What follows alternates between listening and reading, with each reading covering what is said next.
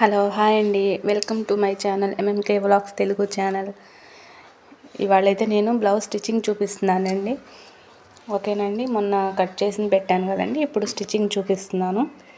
ముందు స్టిచ్ చేసుకుంటున్నానండి. షేప్ ముక్కలో స్టిచ్ చేసుకొని పక్కన పెట్టేశానండి. ముందు పార్టు థ్రెడ్ వర్క్ వచ్చిందండి.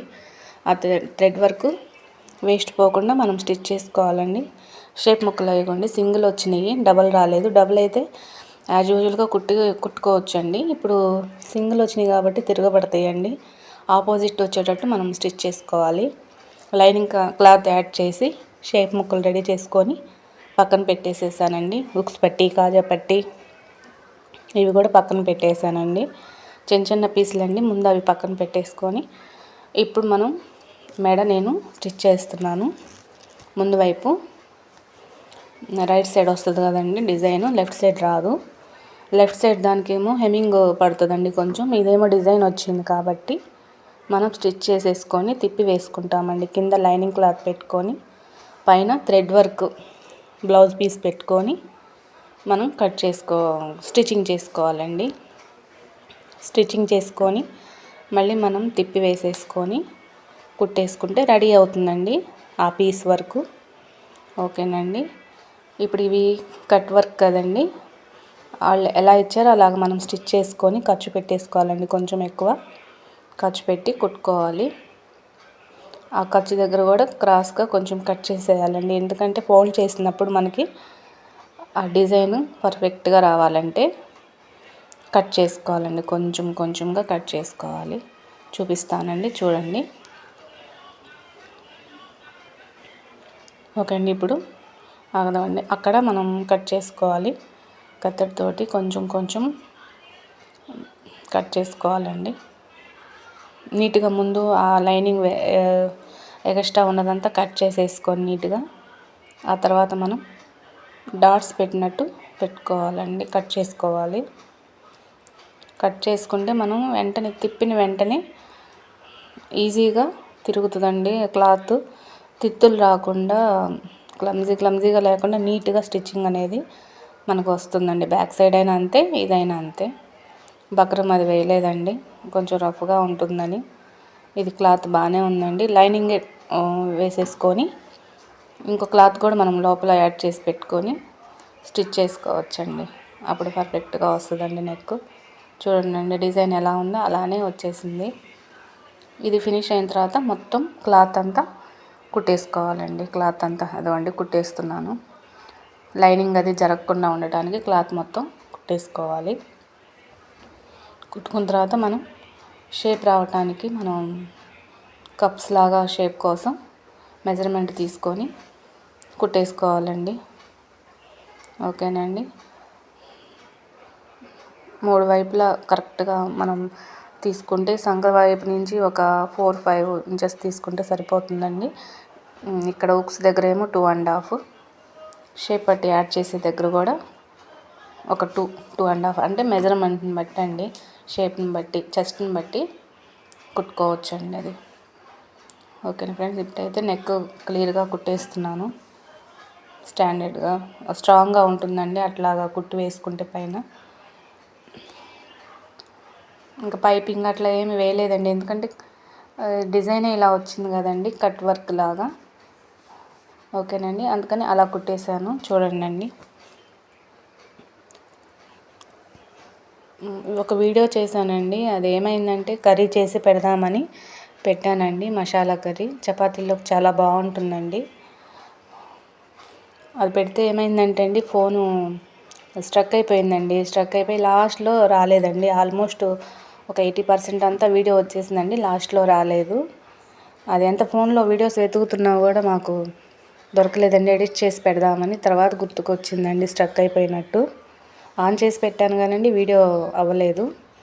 అయినా సరే పెట్టానండి, మీరు అర్థం చేసుకుంటాను. కర్రీ అయితే చాలా బాగా వచ్చిందండి, మీరు ట్రై చేయండి.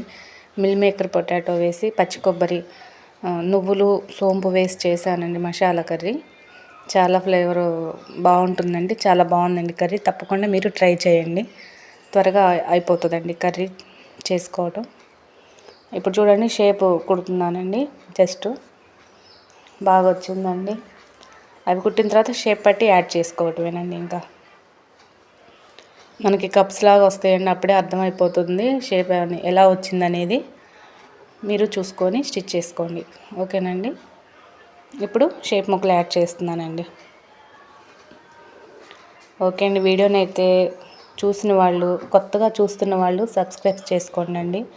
కొత్త కొత్త వీడియోస్ తోటి నేను మీ ముందుకు వస్తానండి. ఓకేనా ఫ్రెండ్స్.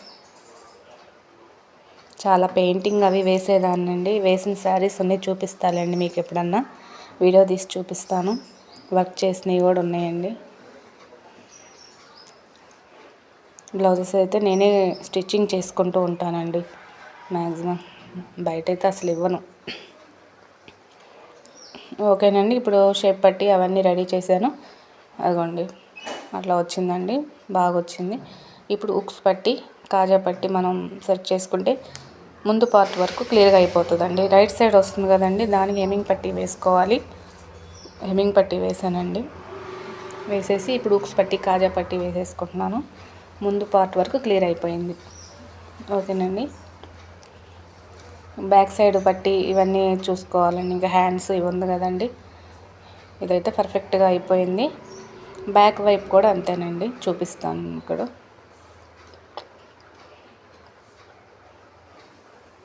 స్టిచ్చింగ్ చేయాలని చాలా ఇష్టం అండి, కానీ నా వరకు నేను చేసుకుంటూ ఉంటానండి, ఇంట్లో వరకు. స్టార్టింగ్లో బయట వాళ్ళకి కూడా నేను స్టిచ్ చేశానండి, చాలా బాగా స్టిచ్చింగ్ చేసేదాన్ని. ఇప్పుడు ఈ బ్యాక్ వైపు పిన్స్ పెట్టుకొని కదలకుండా కింద లైనింగ్ వేసి మనం ఈ థ్రెడ్ వర్క్ వచ్చిన దాన్ని పైన వేసుకోవాలండి. తిప్పి వేసుకోవాలి, డిజైన్ కిందకి వెళ్ళాలి, లోపల వైపు పైకి వేసుకోవాలి. చూడండి, అలా లైనింగ్ క్లాత్ వేసుకొని ఇంకో క్లాత్ కూడా యాడ్ చేసుకొని పెట్టుకుంటే నెక్ వరకు వస్తుందండి. తర్వాత హెమ్మింగ్ చేసుకోవచ్చు. ఓకేనండి. అవసరం లేదు, థ్రెడ్ వర్క్ బాగా వచ్చింది కాబట్టి బకరమాట్ లాంటిది అవసరం ఉండదండి. క్లాత్ కదలకుండా పిన్స్ పెట్టుకోవాలండి ముందు సెట్ చేసుకొని నెక్ దగ్గర. సారీ అండి. సెట్ చేసుకొని పెట్టుకొని ఇప్పుడు స్టిచ్చింగ్ చేస్తున్నానండి. ఖర్చువార వదిలిపెట్టుకొని మనం స్టిచ్చింగ్ చేసుకోవాలండి. ఓకేనండి. డబుల్ స్టిచ్చింగ్ చేయాలండి, సింగిల్ కాదు. డబుల్ స్టిచ్చింగ్ వేస్తే ఎక్కడికి పోదండి, బాగా కరెక్ట్గా ఉంటుంది.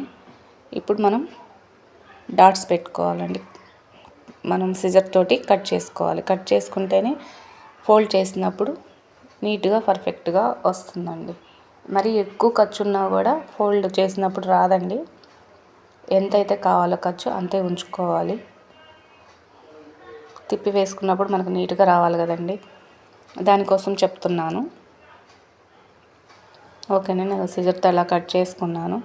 ఇప్పుడు మనకి వెనక్కి తిప్పుతాం కదండి, తిప్పి స్టిచ్ చేసుకోవాలి. అప్పుడు లైనింగ్ లోపలికి వెళ్తుంది, డిజైన్ మన బ్లౌజ్ క్లాత్ పైకి వచ్చేస్తుందండి.